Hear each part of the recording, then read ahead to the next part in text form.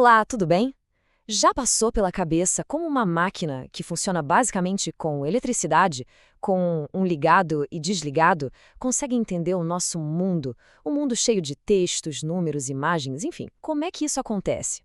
Hoje a gente vai desvendar exatamente essa jornada, do pulso elétrico mais simples até o que a gente vê na tela. Vamos mergulhar nesse universo? A grande pergunta é essa, né? Como a gente sai de um simples sinal elétrico, um passa corrente ou não passa corrente, para a complexidade de, sei lá, um e-mail ou uma foto de alta resolução? Pode até parecer mágica, mas eu garanto que é pura lógica. E é uma lógica muito, muito inteligente. E é essa ponte que a gente vai atravessar juntos agora.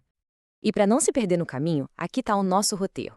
A gente começa entendendo o porquê da escolha binária, o famoso 0 e 1. Depois vamos ver como transformamos isso em letras.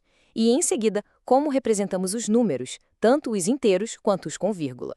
E, para fechar, vamos entender como tudo isso fica organizado lá dentro da memória. Então, nossa primeira parada, a escolha binária. Fica a pergunta, por que só 0 e 1? Por que não criar, por exemplo, 10 níveis diferentes de voltagem para representar os números de 0 a 9? Seria mais parecido com o nosso sistema, certo? A resposta é uma palavra: confiabilidade. É muito mais fácil e seguro para um circuito eletrônico diferenciar só dois estados, tipo, tem energia ou não tem energia, do que 10 níveis diferentes. Qualquer pequena variação poderia causar um erro. Com dois estados, o sistema fica bem mais robusto.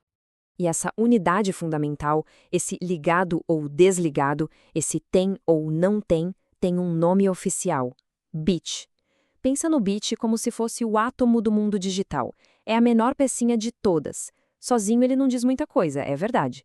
Mas quando a gente começa a juntar vários deles, aí sim a mágica começa a acontecer. E agora vamos ver exatamente isso. Como esses bits, em grupo, se transformam em algo que a gente consegue ler. Como é que uma sequência de zeros e uns vira a letra A, por exemplo? O segredo todo está em criar padrões ou códigos onde cada combinação única de bits corresponde a um caractere diferente. E a matemática por trás disso é super elegante e simples. A quantidade de símbolos diferentes que a gente pode criar é sempre 2 elevado ao número de bits que a gente está usando. Pensa bem, com um bit temos dois símbolos, o 0 e o 1. Com 2 bits já dá para fazer 4 combinações. Com 3, 8. E por aí vai. O poder de representação cresce exponencialmente. E um dos primeiros padrões que organizou essa bagunça foi o ASCII. Usando 7 bits, ele conseguiu criar uma tabela com 128 caracteres. Isso já era suficiente para o alfabeto em inglês, para os números e para alguns símbolos de controle essenciais. Foi um passo gigantesco na época, mas o mundo é muito, muito maior do que só a língua inglesa, né? E foi para resolver essa limitação que surgiu o Unicode. A ideia dele era justamente abraçar a diversidade de todos os idiomas do planeta. Ao expandir o sistema para usar 16 bits, o Unicode simplesmente abriu as portas para uma comunicação digital que fosse de verdade universal. Com 16 bits, a gente está falando de mais de 65 mil combinações possíveis. Pensa só nisso. Alfabetos como o nosso, cirílico, árabe, ideogramas japoneses, emojis, tudo, absolutamente tudo, tem um lugar garantido nesse padrão. É algo que mostra de forma brilhante a escala que a computação moderna alcançou. Aliás, se este conteúdo está ajudando a clarear as coisas, que tal deixar um like e se inscrever no canal? Ajuda bastante a gente a continuar produzindo mais material assim. Ok, as letras já estão resolvidas. Mas e os números? Representar números positivos, como 5 ou 10, é até que bem direto. Mas como um computador entende o conceito de negativo? Como ele sabe o que é um -5? Isso nos leva ao desafio dos números inteiros.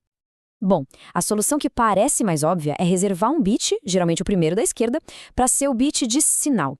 0 significaria positivo e 1 negativo. Simples, certo? Pois é, quase. Esse método, conhecido como sinal-magnitude, até funciona, mas ele cria um problema bem chato. Ele gera duas representações diferentes para o número 0. A gente teria um mais 0 e um menos 0, o que, computacionalmente, é bem ineficiente. Para resolver isso de vez, a indústria adotou um método genial, chamado complemento de 2. Para achar a versão negativa de um número, o processo tem 3 passos. Primeiro, a gente pega o número positivo em binário. Segundo, a gente inverte todos os bits. O que é 0 vira 1 e o que é 1 vira 0. E por último, a gente soma 1 ao resultado. É um método que pode parecer estranho, mas ele resolve o problema do zero duplicado e ainda por cima simplifica muitas operações de soma e subtração para o processador. É uma solução fantástica. Muito bem, já vimos letras e números inteiros. Agora, vamos para o próximo nível de complexidade, os números com vírgula, ou, como são mais conhecidos na computação, os números de ponto flutuante. Como representar 3,14 ou 0,005? Para isso, existe um padrão universal, o IES 754. Uma forma de pensar nele é como uma notação científica, só que para computadores. Ele divide o número em 3 partes. A primeira é o bit de sinal, que a gente já conhece. A segunda é a mantissa, que são os dígitos importantes do número em si. E a terceira é o expoente, que basicamente diz para o computador onde a vírgula deve flutuar, ou seja, se o número é muito grande ou muito pequeno. Só que essa representação também tem seus limites. Quando uma operação matemática gera um resultado que é grande demais para o espaço de bits disponível, a gente tem um overflow. E o contrário também acontece. Quando o resultado é um número mas tão próximo de zero que o sistema não consegue mais representar, a gente tem um underflow. São pequenos erros de precisão que quem programa precisa estar sempre de olho. Estamos chegando na reta final da nossa jornada. A gente já sabe como um lado é codificado, mas quando um dado é maior e ocupa mais de um byte, tipo um número inteiro longo, como ele é organizado na memória do computador? Em que ordem esses pedaços são guardados?